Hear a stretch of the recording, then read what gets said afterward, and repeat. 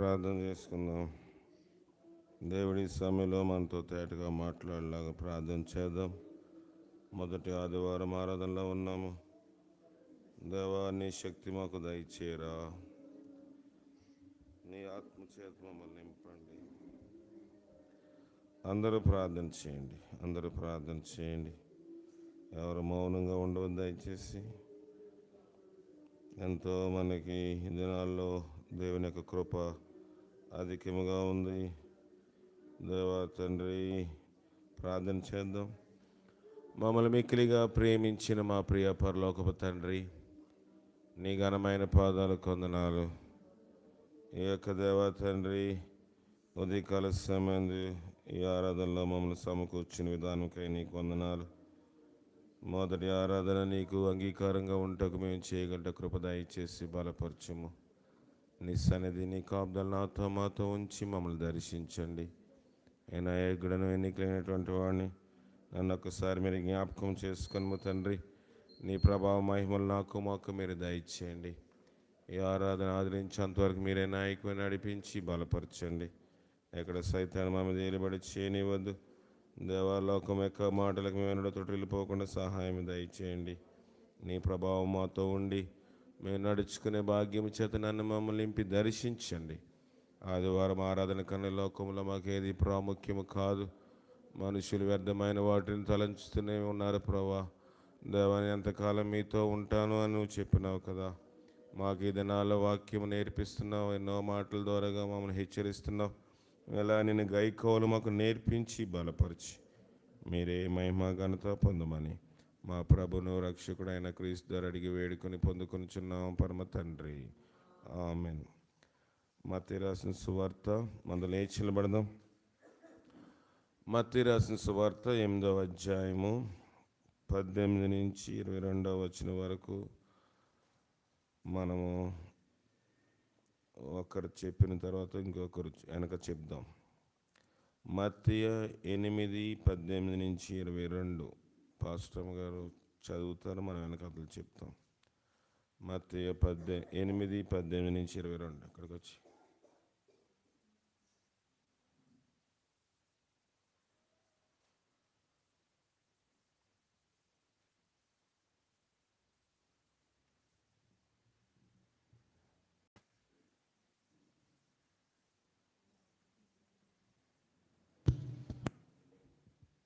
మత్తయి సువార్త 8వ అధ్యాయము 18 నుంచి 22 వచనం వరకు చదువుకుందాము.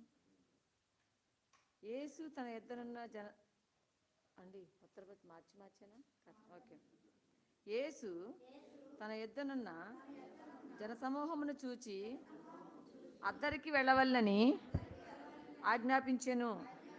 అంతటా ఒక శాస్త్రి వచ్చి, బోధకుడా, నీవెక్కడికి వెళ్ళినను నీ వెంట వచ్చేదనని ఆయనతో చెప్పెను. అందుకు యేసు, నక్కలకు బొరియలను, ఆకాశ పక్షులకు నివాసములు కలవగాని మనుష్య కుమారునికి తలవాల్చుకొనుటకైనను స్థలము లేదని అతనితో చెప్పెను. శిష్యులలో మరి ఒకడు, ప్రభువా, నేను మొదట వెళ్ళి నా తండ్రిని పాతిపెట్టుటకు నాకు సెలవిమ్మని ఆయనను అడుగగా, యేసు అతన్ని చూచి, నన్ను వెంబడించుము, మృతులు తమ మృతులను పాతిపెట్టుకొని నిమ్మని చెప్పాను. దేవుడు తన పరిశుద్ధ వాక్యం దీవించును గాక. అలాగే ఉందాం. అలా ఉండగానే ఆరాధన పాట పాడుకుందాము.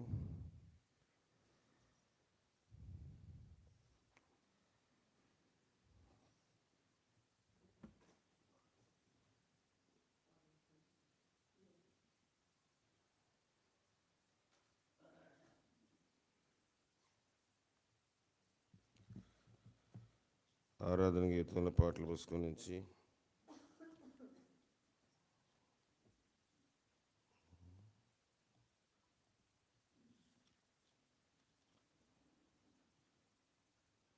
బహుబలహీనులము యేసయ్యా, మమ్మ బలపరచుము యేసయ్యా.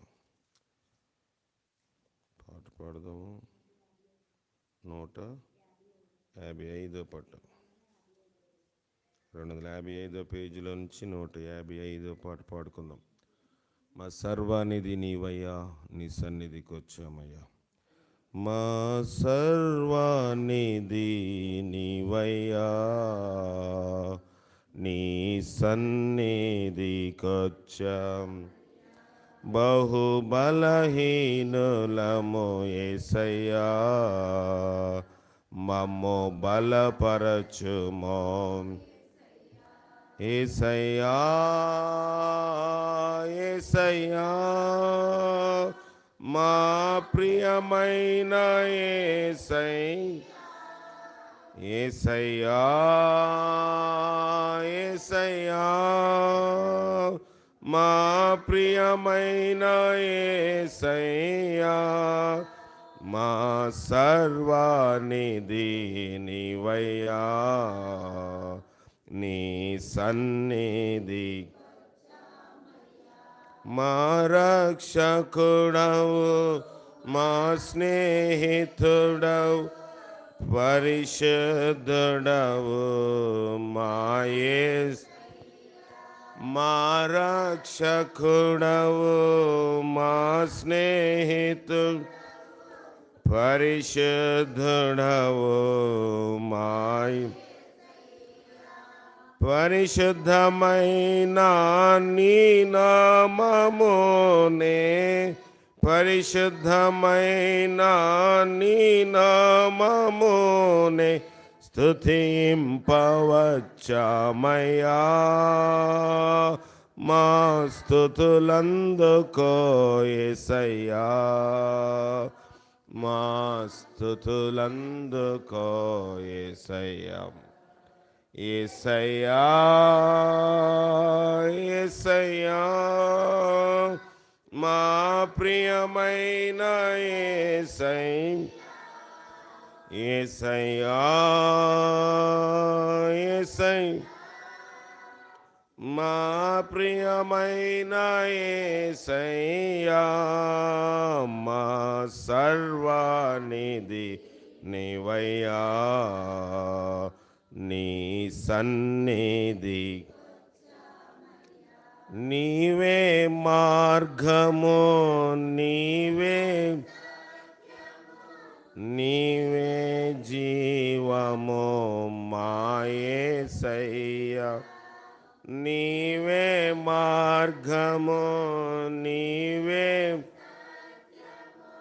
నీవే జీవము. మా చెరుపలు నిలబడలేదే, మా చెరుపలు. శ్రీ యేసు ఆరాధన పాట నిలబడాలని తెలియట్లేదా? దాత శ్రీ యేసు స్తుతింపవచ్చాము.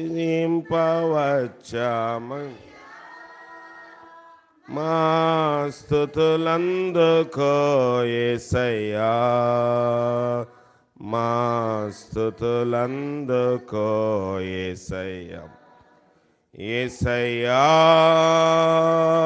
యేసయ్యా, నా ప్రియమైన యేసయ్యా, యేసయ్యా,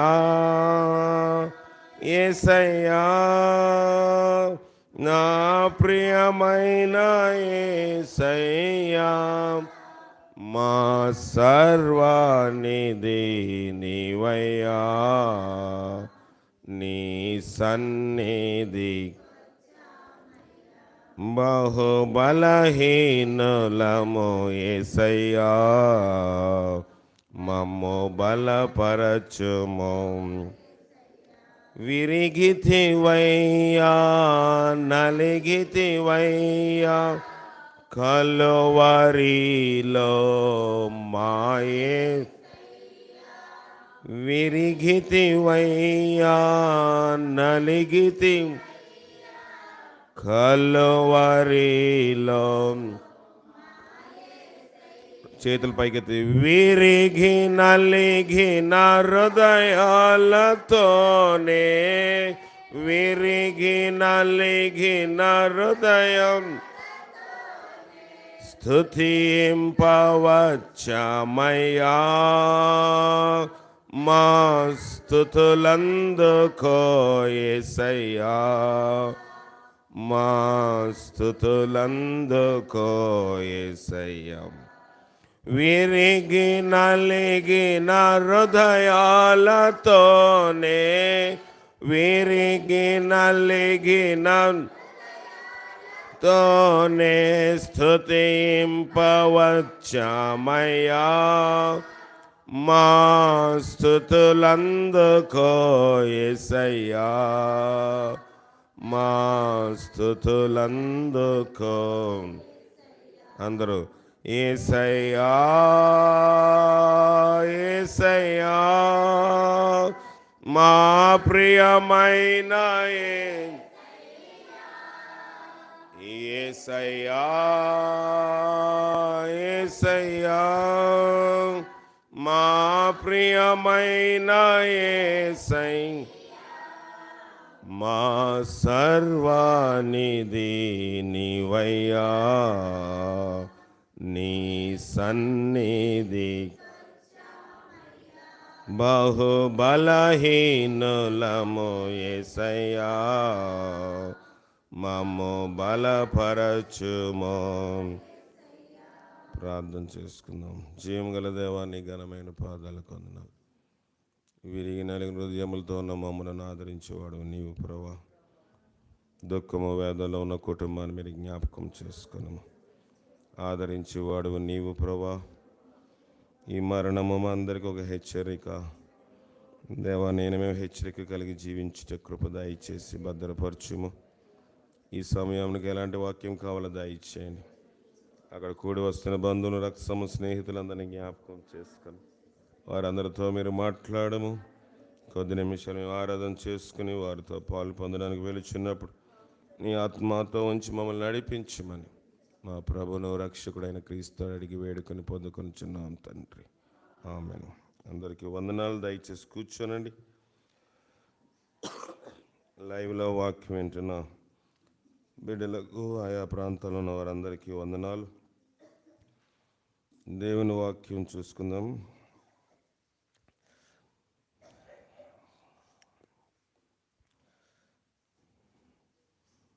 కీర్తన రాసిన గ్రంథము కీర్తన రాసిన గ్రంథము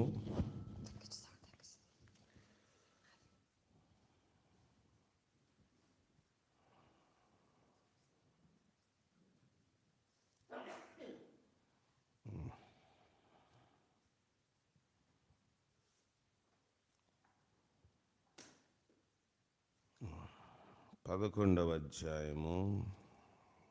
కీర్తనలో 11:15.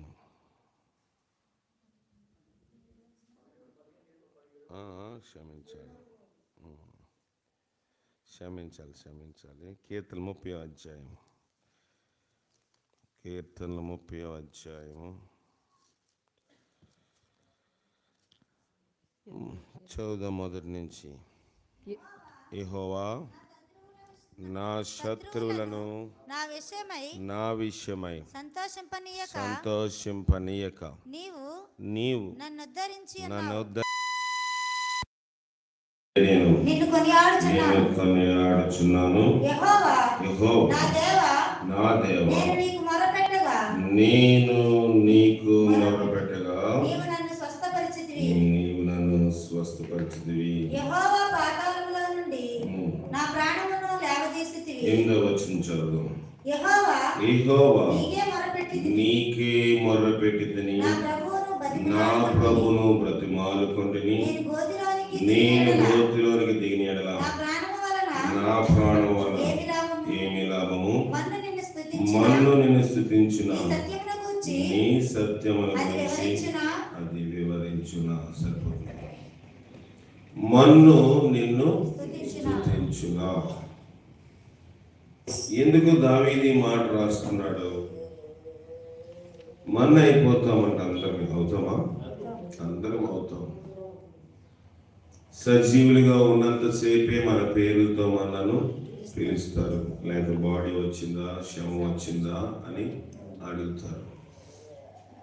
ఎంతో దుఃఖకరమైన, విషాదకరమైన సంఘటన చోటు చేసుకుంది. అనేక పర్యాయములు మీకు కానీ మా చిరకాలంతో నేను చెప్తున్న మాటలు ఏంటంటే, దేవుని సన్నిధిని నిర్లక్ష్యము చేయొద్దు. దేవుడు ప్రతి ఒక్కరికి ఒక తరుణం ఇస్తాడు.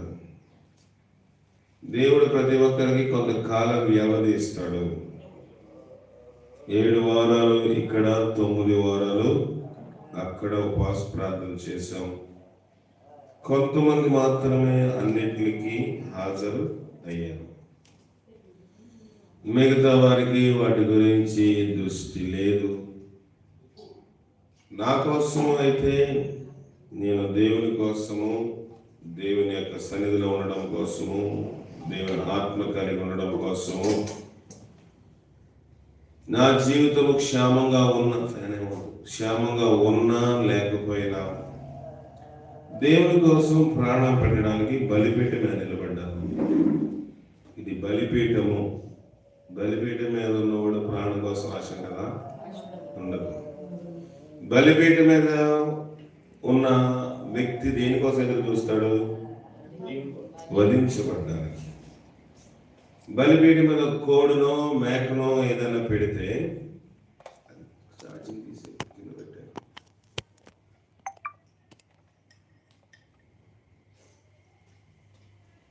బలిపీఠం మీద కోడినో మేకనో పెడితే బలి వధించవలసిన మనిషి ఒక కత్తి తీసుకుని దాన్ని వధిస్తాడు. కొన్నిసార్లు దాని యొక్క కళేబారమును తొనకలుగా కూడా చేస్తాడు. ఇది బలిపీఠము. సేవ అంటే చాలా మంది సంతోషంగా ఉండడము అని అనుకుంటారు. లోకంలో నిజమైన క్రైస్తవుడుగా బలిపీఠం మీద ఉన్నవాడు, సంఘస్థుల గురించి నేను మాట్లాడట్లేదు కానీ, సంఘ బిడ్డల గురించి నేను మాట్లాడట్లేదు కానీ, బలిపీఠం మీద ఉండవలసిన వాడు పౌచ్ తీసేస్తే పనిచేస్తుంది.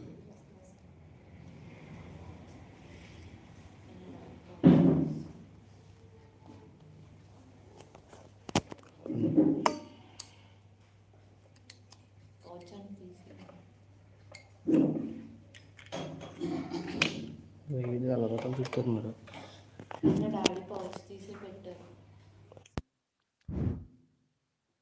వినిపించండి, నాకు సౌండ్ వస్తుందిలే చూడు.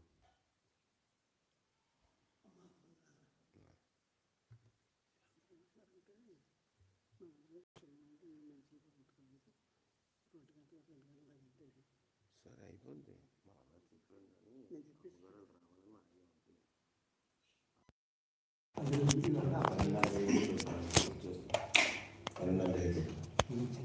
సరే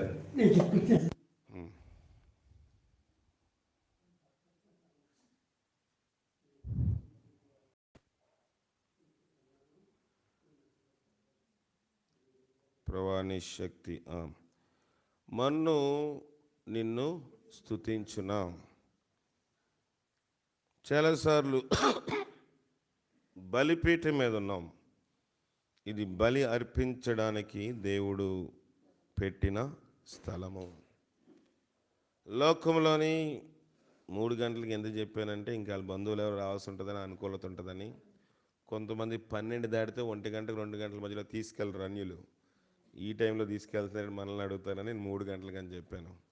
12:30కి అయిపోతుంది, 1 గంటకు స్టార్ట్ చేయొచ్చు. కనుక ఇక్కడ మనము జ్ఞాపకం చేసుకున్నట్లయితే, మనము పరిశీలించినట్లయితే కొద్ది నిమిషాలు చూద్దాం. ఎక్కువ సమయం వాక్యం చెప్పను కానీ, మన్ను దేవుని స్తుతించదు గనుక ఈ ఉపవాస ప్రార్థనలు, ఈ ప్రార్థనలు, ఇవన్నీ, ఈ కూటాలు, గృహ కూడికలు అన్నీ నా కుటుంబం కోసము ఏదో 1-2 సందర్భాల్లో మిమ్మల్ని అడుగుతాను తప్ప, నా కోసం ప్రార్థన చేయండి అని మిమ్మల్ని ఎన్నడూ నేను అర్థిస్తానా? నేను బలిపీఠం మీద ఉన్నాను. దేవుడు ఎప్పుడు పిలిస్తే అప్పుడు వెళ్ళిపోవాలి. కానీ బ్రతికున్న రోజుల్లో ఆయన నాకు అప్పగించిన పనిని సంపూర్తిగా నెరవేర్చాలి. బడా నమ్మకమైన మంచు దాసుడా, కొద్దిలో నమ్మకం కలిగి ఉన్నామని దేవుడు చెప్తే చాలు. లోకంలో మీరు దైవజనులుగా పిలువబడిన వారు ఎవరైనా సరే, లోకములోని డానియల్ గారు కానివ్వండి, భగత్ సింగ్ గారు కానివ్వండి, సాధు సింగ్ గారు కానివ్వండి, కుటుంబాలు, వ్యవస్థ, వీటి మీద వారు పెద్ద కేంద్రీకరించిన సందర్భాలు లేవు. కానీ ఈ దినాల్లో దైవజనులు వ్యవహారం వేరు. వాళ్ళకి చుట్టూ మనుషులు ఉండాలి, వ్యవహారం ఉండాలి. ఇదంతా ఇప్పుడు చెప్పడానికి సమయం లేదు. కానీ వాక్యము ప్రయాసపడి, దేవుడు అందుకే అన్నాడు, చిన్న మంద భయపడదు. 10 మంది ఉన్నా, 1 మంది ఉన్నా, ఒక్కడున్నా అది దేవుని సన్నిధిలో చాలా ప్రశస్తమైనది. ఇక్కడ మన్ను నిన్ను స్తుతించిన అని ఎందుకు అన్నాడంటే, దేవుడు మనల్ని బ్రతికించేది ఆయన స్తుతించడం కోసం. లోకంలోని దేవుడు మనుషులను ఎందుకు కలుగజేశాడంటే, మనము ఆయనని ఏం చేయాలంట? స్తుతించాలి. బిడ్డలు మనకు పుట్టిన తర్వాత ఒకవేళ బిడ్డలు మాట్లాడట్లేదు అనుకోండి, మనకి ఎంత ఎలాగ ఉంటుంది? చాలా బాధగా ఉంటుంది. చిన్న మాట మాట్లాడినా, వచ్చిరాని మాటలు మాట్లాడినా, ఆ మాటలు విని మనం మురిసిపోతాం. అవునా? కానీ దేవుని దగ్గర దేవుడు కూడా కోరేది అదే. దేవుని సన్నిధిలో నువ్వు మౌనంగా ఉండకూడదు, స్తుతించాలి. దావీదు చెప్తున్న మాట ఏంటంటే, మన్ను నిన్ను స్తుతించదు, నీ సత్యమును గురించి అది వివరించదు. మనల్ని మన్ను అవ్వకుండా ఎందుకు ఉంచాడంటే, స్తుతించాలని, ఆయన సత్యము మనము వివరించాలని. కానీ ఈ దినాల్లో ఏంటంటే, ప్రార్థన అంటే మనకి అలసత్వము, ప్రార్థన అంటే మనకి నిర్లక్ష్యం అయిపోతుంది. దేవుని సన్నిధి అంటే మనకు నిర్లక్ష్యము. చనిపోయినప్పుడు లేనిపోయిన ప్రేమ వచ్చేస్తుంది. బాగున్నప్పుడు ఉపవాస ప్రార్థన రాని వాళ్ళు చాలామంది ఉన్నారు. ఇక్కడ ఏం చెప్పాలి అలాంటి వాళ్ళ కోసం? నేను చనిపోయినాడు కులం అండి, కుటుంబం అండి అంటారు. అర్ధరాత్రి ప్రయాణం చేసి వస్తాను. నేను గొప్ప అని చెప్పట్లేదు. కరెక్ట్గా తుని దాటేసరికి నాకు 2 అవుతూ ఉంది ప్రయాణంలో. ఆ టైంలో ఫ్రాన్సిస్ ఫోన్ చేశాడు, అన్నయ్య కొంచెం చాలా సీరియస్గా ఉంది. వెంటనే ఇస్రాయల్ గారికి, హానోకానికి, నోహానికి, వ్యక్తులకి, వీళ్ళందరికీ కాల్ చేసి లేపి, నేను వచ్చేసరికి వీళ్ళందరినీ సమకూర్చి, ఇంక ఇస్రాయల్ గారు రాలేదేమో అనుకుంటే ఇస్రాయల్ గారు నాకన్నా ముందే వెళ్ళి అక్కడ ఉన్నారు. ఇది భౌతిక సంబంధమైన ప్రేమ కాదు. 2:30 గంటల వరకు, 2:30 గంటలకి వెళ్ళి 4 గంటల వరకు కూర్చుని ప్రార్థన చేసి వచ్చాం. లోకంలో కులస్తులకి, కుటుంబస్తులకి ఆ బాధ్యత ఉంటుందా? ఆ ప్రేమ ఉండదు. దేవుని బట్టి మనం అది చేయగలుగుతున్నాము. క్రిస్మస్ అయిపోయిన తెల్లారే నేను ఇస్రాయల్ గారి వ్యక్తులు వెళ్ళి మళ్ళీ చూసి పరామర్శించి కొన్ని మాటలు చెప్పి మళ్ళీ తిరిగి రావడానికి దేవుడు సహాయం చేశాడు. కానీ దేవుడు ప్రతి ఒక్కరికి ఒక టైం ఉంటుంది. మనం అనుకుంటాము ఇలా చేస్తే బాగుండేమో అని, ఇలాగ చేస్తే అయ్యుండనేమో అని. ఒకటి, మరణము తప్పించుట ప్రభువైన యెహోవా యొక్క వశము. రెండోది, కృపకాలము దాటిపోతే మనం ఏమీ చేయలేం. దేవుడు ప్రతి వారికి కృపకాలము ఇస్తాడు. దాన్ని మనం చాలాసార్లు నిర్లక్ష్యము చేసేస్తాము. ఈవేళ ప్రార్థనకు వస్తానని అన్నాడు, రాగలిగాడా?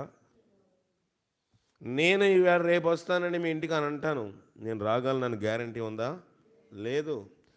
ఎవరికి లోకంలో ఏది గ్యారంటీ లేదు కనుక నేడు అను దినముండగానే, ఫ్రాన్సిస్ నేను చెప్పిన మాట అదే, నువ్వు రక్షించబడాలి.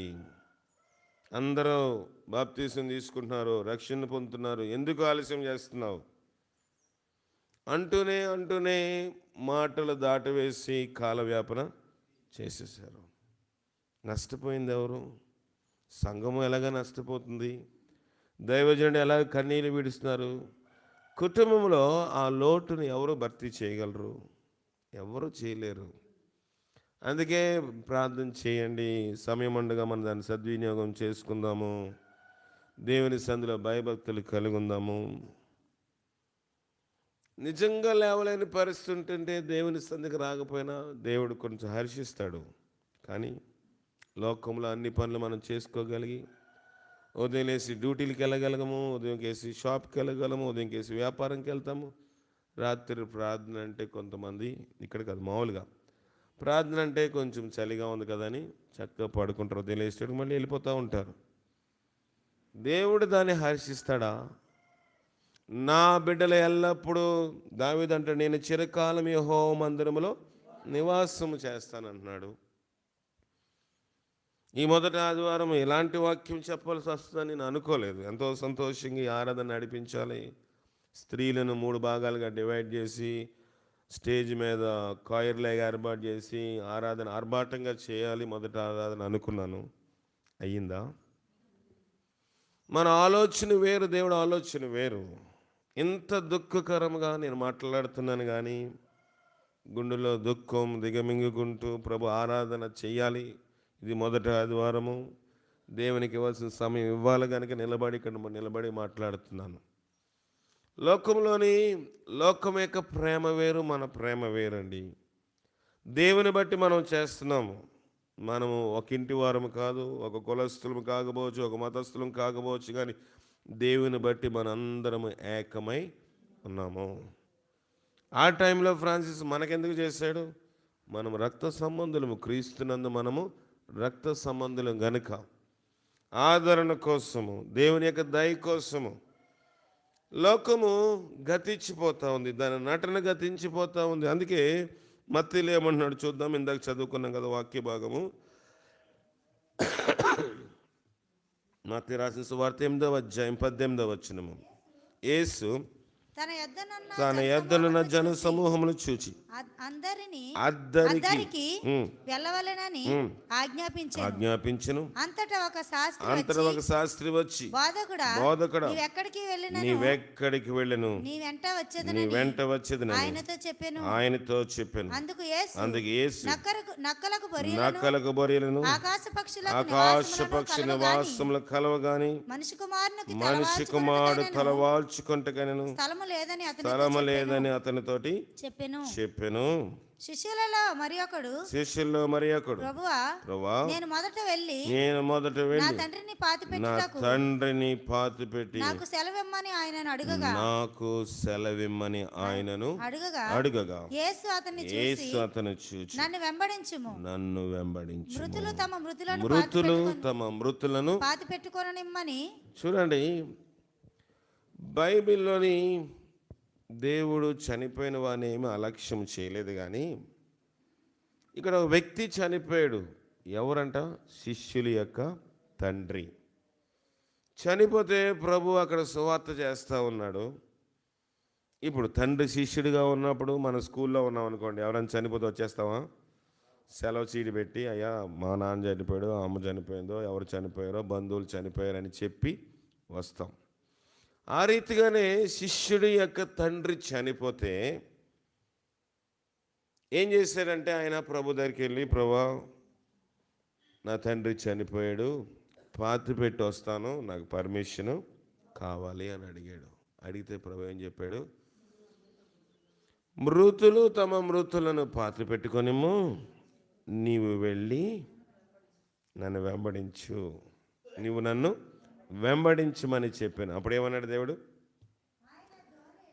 ఆయనను వెంబడించమని చెప్పాను. ఎన్నో వచనం చదువుతున్నారు? 22వ వచనం చదవండి. అయితే అతను చూచి నన్ను వెంబడించుము, మృతులు తమ మృతులను పాతి పెట్టుకొనిమని చెప్పాను. లోక 15:32. 15:32. మనము సంతోషపడి ఆనందించుట యుక్తమే. ఈ నీ తమ్ముడు చనిపోయి తిరిగి బ్రతికెను, తప్పిపోయి దొరికెనని అతనితో చెప్పాను. సరిపోతుంది. 2 మాటలు వివరించి ముగిస్తాను. దేవుని వాక్యంలో మొదటగా మనం నేర్చుకుంది ఏంటంటే, మన్ను నిన్ను స్తుతించిన, నీ సత్యమును గురించి అది వివరించిన. మొదటి మాట. బ్రతికిస్తున్నాడంటే దేవుని స్తుతించాలి, దేవుని సత్యం గురించి చెప్పాలి. రెండవది, చనిపోయినప్పుడు చేసి హడావిడి, బ్రతికున్నప్పుడు మనం చేస్తామా? చనిపోయినప్పుడు లేనిపోయిన ఏడుపు ఏడుస్తాం, బ్రతికున్నప్పుడు వాళ్ళ కోసం కన్నీరు కాచి ప్రార్థన చేస్తావా? చాలామంది రోదన చేసేవాళ్ళు ఉంటారు, గొల్లు పెట్టేవాళ్ళు ఉంటారు, అరిచే వాళ్ళు ఉంటారు. మనిషి పాడైపోతున్నప్పుడు దాని విషయమై వాళ్ళతో ఏకీభవిస్తారు. ఏకీభవించలేదంటారా? ఏ వయసు ఒక త్రాగుల్లో ఉన్నాడు అనుకోండి, ఏకీభవించే వాళ్ళు ఉంటారా? ఇప్పుడు చచ్చిపోయారు కదా, కొంతమంది తాగడానికి ఇది ఒక మంచి అనువైన సమయం. దేవుని సన్నిధిలోని దేవుని ప్రేమ వేరు, మానవుడి ప్రేమ వేరు. కులకట్టులోంచి బయటికి రండి. ముందు లోకము కాదు, నాకు పెద్ద కుటుంబము, మా అత్తగారి పెద్ద కుటుంబము, ఈ వ్యవస్థ అంతటి పక్కన పెట్టి మొదట దేవుని నీతిని, రాజ్యాన్ని వెతకడం కోసము ఈ మారుమూల గ్రామంలో ఇక్కడ కానీ మాచరపాలెంలో కానీ దేవుని సేవ చేయడం కోసం నిలబడ్డాం. ఇక్కడ ఏదో చందాలు వస్తాయనో, కానుకలు వస్తాయనో, మెచ్చుకొని మేకతోలు కప్పుతారని ఇక్కడ నిలబడ్డానా? లేదు కదా. లోకంలో ఎన్నో ఇబ్బందులు, ఎన్నో శ్రమలు, ఎన్నో ఇరుకులు వస్తున్నాయి. కానీ పరలోక రాజ్యమునకు తీసుకెళ్ళడానికి ప్రయాసపడేవారు వేళ్ళ మీద లెక్క పెట్టచ్చు. పరలోక రాజ్యం మనం చేరాలి. చచ్చిపోయినప్పుడు హడావిడి కాదు, చచ్చిపోయినప్పుడు ప్రేమ కాదు, పూలదండం లేకపోతే ఏదైనా తీసుకొచ్చో వాళ్ళు తీసుకెళ్ళి బట్టలు పెడితే ప్రేమ అనుకుంటారు. ఆచారము, భయం చేత బట్టలు పెడతారు, ప్రేమ కాదు. పుట్టింటోళ్ళు వెళ్ళి బట్టలు పెట్టకపోతే కీడు వస్తుందేమో భయంతో బట్టలు పెడతారు, ప్రేమ కాదండి అది. ప్రేమ ఉన్నవాడు వారి కుటుంబం కోసం ప్రార్థన చేస్తాడు. వాళ్ళ కుటుంబం ఉపవాస ప్రార్థన పెట్టుకుంటూ వస్తారు, పండగలకి పబ్బాలకి వెళ్ళరు. ఆ టైంలో ఆ దినము వాళ్ళ కోసం 26 క్రిస్మస్ అయిన తెల్లారి సంతోషంగా ఉండవలసిన రోజునే వాళ్ళ కుటుంబం కోసం ఉపవాస ప్రార్థన. అంటే కొంతమంది, మిగతా వాళ్ళకి అవసరం లేదా? మన కుటుంబంలో ఇబ్బంది అయితే మనకు అందరు రావాలి, ఎవరికైనా ఇబ్బంది అయితే మనం వెళ్ళలేము.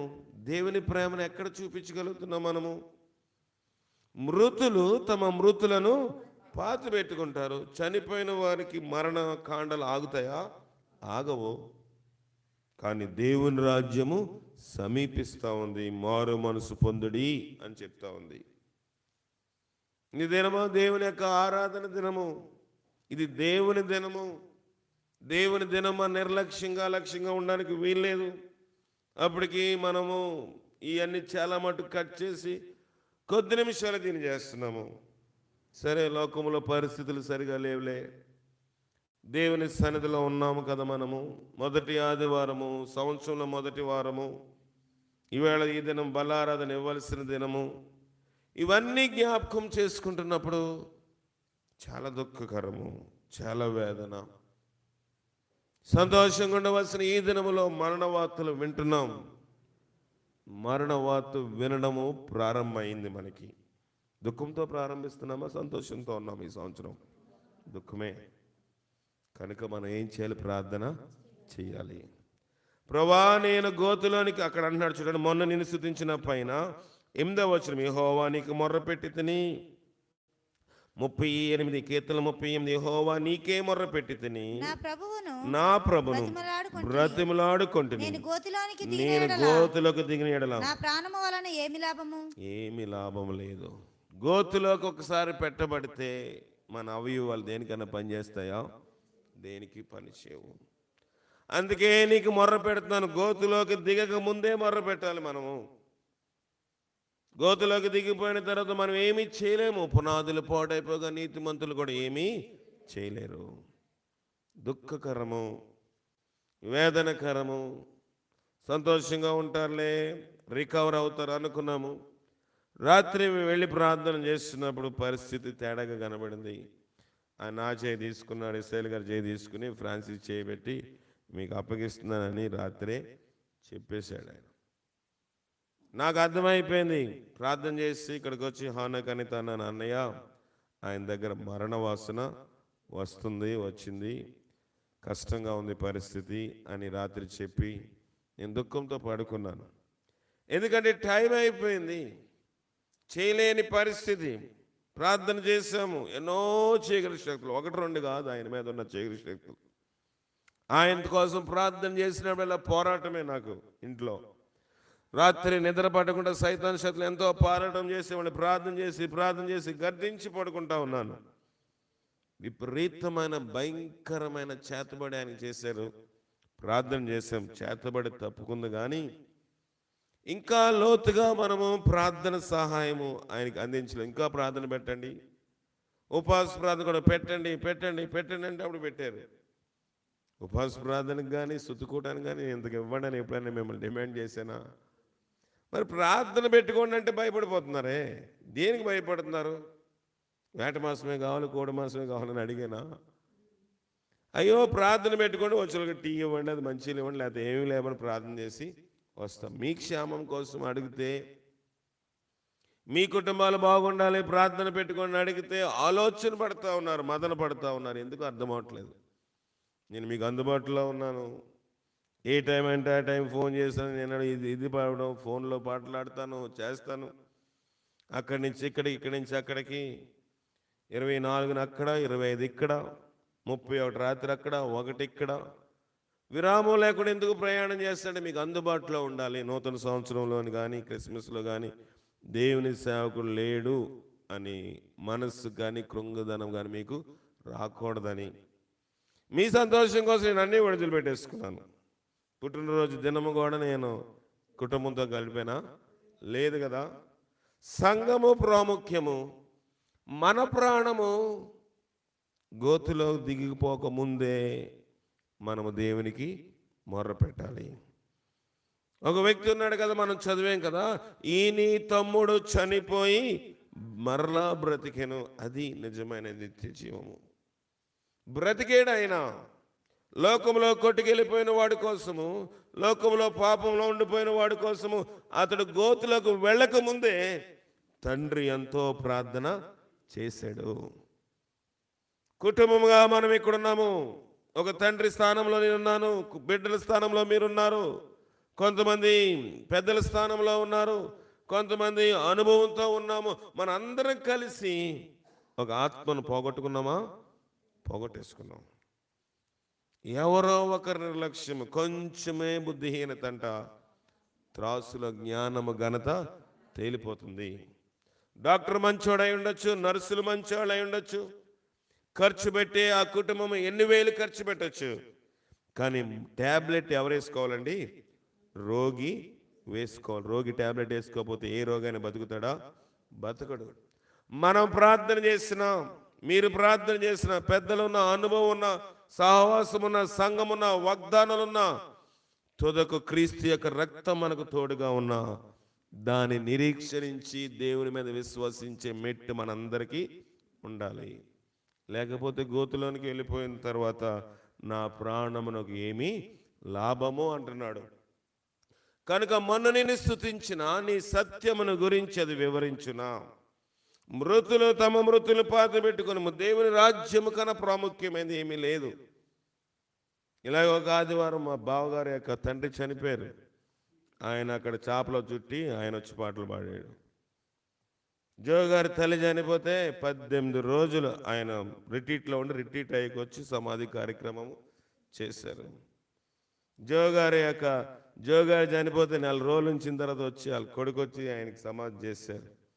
చనిపోయిన వాని గురించి ఏడవదు. లోకానికి ఇది అర్థం కాదు. నేను అలాగే చేయండి, అంత త్యాగం చేయమని చెప్పట్లేదు. కానీ ఇది ప్రభు దినము కనుక మనం త్యాగం కలిగింది. మాచారు వారి పాలన కూడా జాగ్రత్తగా వింటున్నారు అనుకుంటున్నాను. ప్రభు ఈ దినమందు మనతో మాట్లాడుతున్నాడు. ఎవరు నిర్లక్ష్యంగా ఉండవద్దు. నూతన సంవత్సరం మొదటి ఆదివారం ఆరంభం ఎలాగుంది? భయం వేస్తుంది నాకు. ప్రభా ఎటుపోతుంది లోకము? ప్రార్థన ఏమైపోతుంది? ప్రయాస ఏమైపోతుంది? ప్రభు అన్నాడు, నువ్వు వారి కోసం ప్రార్థన చేసినా నేను వినను అన్నాడు. నువ్వు వారి కోసం మొర్ర పెట్టినా నేను ముఖము తిప్పుకుంటాను. వారి హృదయములు నాకు దూరముగా ఉన్నవి. అలాగ మన విషయమై దేవుడు చెప్తే దైవజనుల ప్రార్థన, సంఘ పెద్దల ప్రార్థన, సహవాసం యొక్క ప్రార్థన, దేవుని యొక్క ప్రేమ మనతో ఉంటుందంటారా? ఉండదు. మన హృదయం కురువిందు వలె అయిపోతుంది. మొదటి ఆదివారము ఒక హెచ్చరిక దేవుడు మనందరికి ఇస్తున్నాడు. సంతోషంగా ఆరాధన చేసుకోవాల్సిన ఈ సంఘము, సంతోషంగా కలిసి ఇక్కడ అక్కడ కలిసి ఆరాధన చేయవలసిన ఈ సంఘములో విషాదకరమైన వాతావరణంలో మొదటి ఆదివారం చేస్తున్నాము. దేవుడు ఈ దినమందే మనకి హెచ్చరిక చేస్తున్నాడు. సంతోషమైన ఆరంభము లేదు. చాలా సంతోషపడ్డాం. క్రిస్మస్ ఇక్కడ బాగా జరిగింది, న్యూ ఇయర్ బాగా జరిగింది, మాచేరపల్లిలో జరిగింది, ఇక్కడ కూడా జరిగింది, డ్రామాలు బాగా వేసాము, చాలా సంతోషపడ్డాం. అందరము శుక్రవారం 1:30 సాక్ష్యాలు చెప్పాము. ఒక్కరోజు గడవకు ముందే విషాదకరమైన వాతావరణంలోనికి వెళ్ళిపోయాము. కనుక మనందరినీ దేవుడు హెచ్చరించేది ఏంటంటే, దేవుని ఆత్మ కలిగి, దేవుని సన్నిధి కలిగి ఈ నూతన సంవత్సరంలో మనము దేవుని ప్రేమ కలిగి ఉందాము. అన్ని ప్రక్కన పెడదాము, దేవుని కోసం జీవిందాము. నిన్నగాక మొన్న వచ్చిన వాళ్ళు దేవుని సన్నిధిలో ఎదుగుతూ ఉన్నారు. నిన్నగాక మొన్న వచ్చిన వాళ్ళు, కొద్ది సంవత్సరాల నుంచి వస్తున్న వాళ్ళు దేవుని సన్నిధిలో బలవంతులుగా ఉన్నారు. ఎన్నో సంవత్సరాల నుంచి దేవుని సన్నిధిలో ఉండి మనం ఇంకనూ గ్రహింపు లేని వారుగా ఉండిపోతున్నామేమో. ఈ యొక్క కూటము, ఈ ఆరాధన, ఈ యొక్క మొదటి ఆదివారము మనందరినీ హెచ్చరిస్తుంది.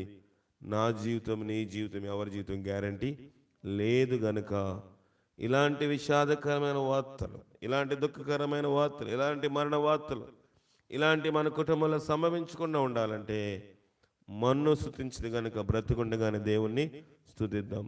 మన్ను స్తుతించదు కనుక బ్రతికుండగానే ఆయన సత్యం గురించి ప్రకటన చేద్దాము. దేవుని కోసం జీవిద్దాము. దేవుడు మన జీవితంలో గొప్ప జయం ఇచ్చి కాపాడను గాక. ప్రార్థన చేసుకుందాం. ప్రార్థన చేయండి. దేవుడి రాజు గారు చిన్న ప్రార్థన చేస్తారు. ప్రభా, నీ శక్తి మాకు దయచేయండి. రండి ప్రార్థన చేయండి. ప్రభా, దయ కలిగిన మా యేసయ్య, ప్రేమ కలిగిన మా దేవ, మీకే స్తుతులు, వందనాలు నాయన. నిజంగా నాయన, నీ దాసుడు చెప్పిన మాటలు అవి నా హృదయంలో, మా హృదయంలో ఎంతో క్రియ చేయవలసి ఉన్నాయి తండ్రి. నిజమే, మేము ఎప్పుడో పూర్వం నుంచి భక్తి చేస్తున్నాం, కానీ బాల్యం నుంచి చేస్తున్నాం, కానీ దాని శక్తిని ఆశించలేని వారు వైపు. అందుకే ఇశ్రాయేలు గురించి మీరు మాట్లాడారు నాయన. దేవుని మహిమపరచడం లేదు నా తండ్రి. ఆయన ఉన్నట్టుగా మీరు మహిమపరచలేదు కాబట్టి మీకు శ్రమలు, వేదనలు వస్తాయని మీరు ఇశ్రాయేలుకి తెలియజేశారు. అందుని బట్టి నిన్ను మహిమపరచలేకపోవడం వల్ల నాయన ఎన్నో నష్టాల పాలైపోయారు. చివరికి నాయన నరకయాత్ర పాలైపోయారు. అభిషేకించబడ్డవారు తప్పించుకోలేకపోయారు. సర్పాలు కుట్టి చనిపోయారు, భూమి నడవిసి చనిపోయారు, ఆకాశం మీద అడ్డొచ్చి చనిపోయారు. నీ దాసుని నాకు వాడుకుంటున్నావు. వీళ్ళందరూ తెరవండి. ఇది మాకు మొదట రారాదు. మేము సంతోషం బదులు దుఃఖకరంగానే శ్రమ నాయన. మరణవాసమే మేము వింటున్నాం, మరణవాసమే చూస్తున్నాం. స్థుతివాదాలు మా జీవితానికి దూరం అయిపోతున్నాయి. దయచేసి నాయన నీ దాసుని కను ఎత్తిపట్టుకోండి. కార్యక్రమంలో మీ సహాయం ఉంచండి. బంధువులకు నాయన, లోకానికి ఏమీ తెలియదు నువ్వంటే. అక్కడ నాయన నీ నామను మహింపరచడానికి నీ బిడ్డ కుడిపక్షం మీరుండి నాయన అనేక మందికి నీ సత్యాన్ని తెలియచేయండి. ఆ మరణ దినాల్లో నాయన, ఆ కార్యక్రమంలో నాయన నీ బిడ్డను వాడుకో. అందరికీ ఏక మనసు కలిగించేది, చీకటిని దూరం చేయండి. ఇక్కడ వింటున్న బిడ్డలందరూ మీరు దీవించండి. నీ దాసుని అత్యధికంగా నువ్వు అభిషేకించుకొని అనేక ప్రజలు ఎదుట నీ నామానికి మహిమ వచ్చేలాగా నీ బిడ్డను వాడుకొని మీ ఘనమైన నామానికి మహిమ రానియండి. చేసిన కొద్ది ప్రార్థన మీరు ఆలకిస్తున్న దేవుడా మీకు వందనాలు. యేసు పరిశుద్ధ నడుస్తున్నాను తండ్రి. ఆమేన్. ప్రభు దినంగానే అందరూ ఏడ్చిబడి పాట పాడుచుండగా కానుకలు సమర్పించుకుందాం.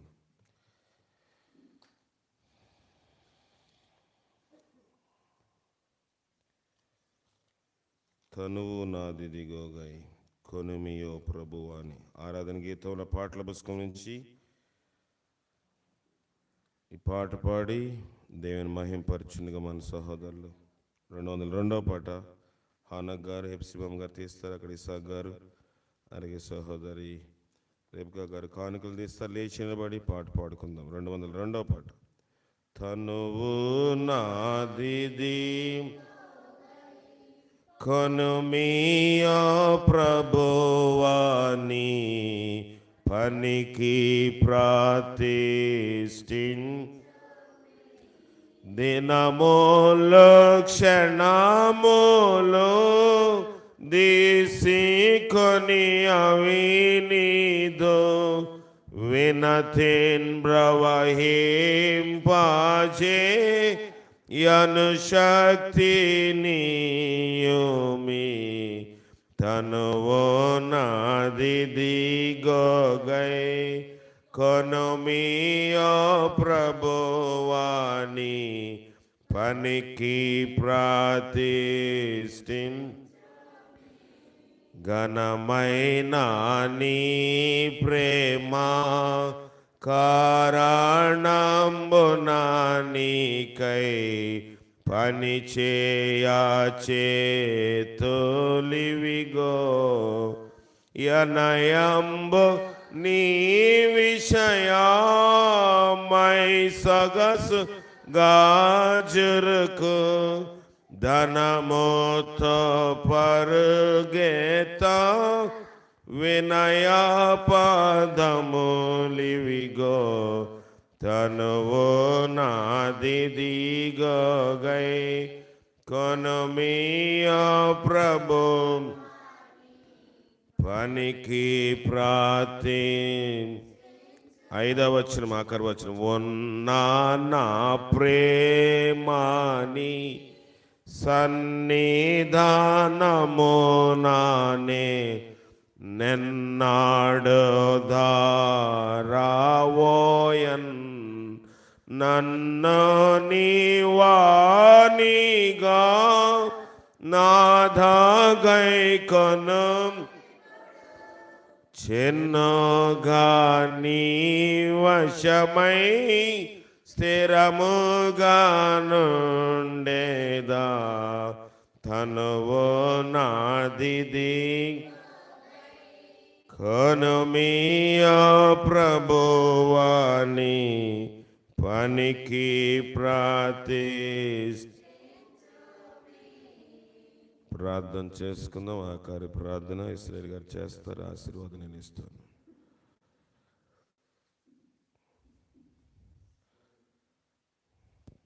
మహోన్నతుడ, ప్రేమ గల తండ్రి, కృపగల దేవ యేసయ్య తండ్రి, నాయన ఇదిగో తండ్రి, ఈ 2026 సంవత్సరం మొదటి ఆదివారం విశ్రాంతి దినము ప్రభా, మరి ఎంతో దుఃఖకర దినములో తండ్రి నాయన మేము ప్రారంభించాం. ఇది మా జీవితంలో ఒక హెచ్చరిక తండ్రి. ఇదొక హెచ్చరిక ప్రభా. దినదినమును వాక్యం ద్వారా మమ్మల్ని హెచ్చరిస్తున్నావు. అయినప్పటికీ ప్రభా మీ వాక్యాన్ని పడచెవిని పెట్టి నీకు వ్యతిరేకంగా జీవిస్తున్నాం తండ్రి. మమ్మల్ని క్షమించు ప్రభా, క్షమించు తండ్రి. ఈ దినము ప్రభా నా సహోదరుని కోల్పోయాను ప్రభా, నన్ను క్షమించు ప్రభా.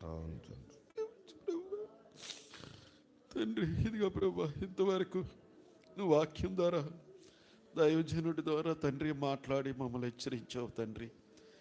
నాయన ఇది మా అందరి హృదయంలో విత్తబడి ప్రభా మేము ఎలా జీవించాలో, నీ ఆజ్ఞకి ఎలా లోబడాలో తండ్రి దినదినము నువ్వు మమ్మల్ని వాక్యం ద్వారా బలపరుస్తున్నావు తండ్రి. ఇకనైనా తండ్రి మేము మారు మనసు పొందుకొని నాయన పరిపూర్ణ హృదయంతో నీకు తండ్రి దగ్గరగా సమీపంగా ఉండి మరి ఇదిగో తండ్రి మరి బల ఆరాధన ముగించుకొని వెళ్ళినప్పుడు తండ్రి ప్రభా అక్కడ జరగవలసిన తండ్రి కార్యక్రమం అంతటా తండ్రి నీ ఆత్మను అక్కడ కుమ్మరించి తండ్రి ఆ కుటుంబంలో నాయన తండ్రి పోగొట్టుకున్న సంతోషాన్ని తిరిగి పొందుకొని అక్కడ ఉన్నటువంటి తండ్రి నాయన వాతావరణం అంతటిని నీ ఆధీనంలో తీసుకొని ప్రభా మరి బంధువులు, స్నేహితులు, మిత్రులు, గ్రామంలో ఉన్న నాయన ప్రజలు అందరూ ప్రభా నాయన బరిలు నాయన తండ్రి కార్యక్రమంలో తండ్రి పాలిభాగస్తులు అయ్యేలాగా నాయన నీ కృప దయచే తండ్రి, నీ చిత్తం దయచే తండ్రి. ఆ కుటుంబానికి ప్రభా ఆదరణకర్తవై నాయన నీ సమాధానకర్తవై తండ్రి నాయన నీవే సంతోషము సమాధానము దయచేయమని పాపినేను నన్ను క్షమించి ఈ ప్రార్థన తండ్రి నీ పాద సముఖంలో తీర్చుకోమని యేసు క్రీస్తు నామమున అడిగి వేడుకొని పొందుకొనిచున్నాం తండ్రి. ఆమేన్. మన పరమ తండ్రి అయిన దేవుని యొక్క ప్రేమ, కుమారుడైన యేసు క్రీస్తు వారి యొక్క కృప, పరిశుద్ధాత్మిక నిన్ను సావాసము ఇప్పుడు ఎల్లప్పుడు సదా మనకు తోడేయండి. జోయల్ గారు విడిచిపోయిన కుటుంబానికి, సంఘానికి ఆదరణిచ్చి నడిపించి కాపాడను గాక. ఆమెన్. దయచేసి కూర్చోనండి. మా చెరపాలు వాళ్ళకు ప్రకటన జాగ్రత్తగా వినండి. బిడ్డలకు కుటుంబం కోసం ప్రార్థన చేయండి. ఫ్రాన్సిస్ మీ అందరికీ తెలుసు. ఫ్రాన్సిస్ వాళ్ళ నాన్నగారు మరి దినోదయకాలం 8:30 ప్రాంతంలోని ఆయన చేరవలసిన గమ్యస్థానం చేరి ఉన్నారు. వారి కుటుంబం కోసం ప్రార్థన చేయండి. లైవ్లో ఉన్న వారికి వందనాలు. సెలవు తీసుకుందాం. ఇక్కడున్న వారి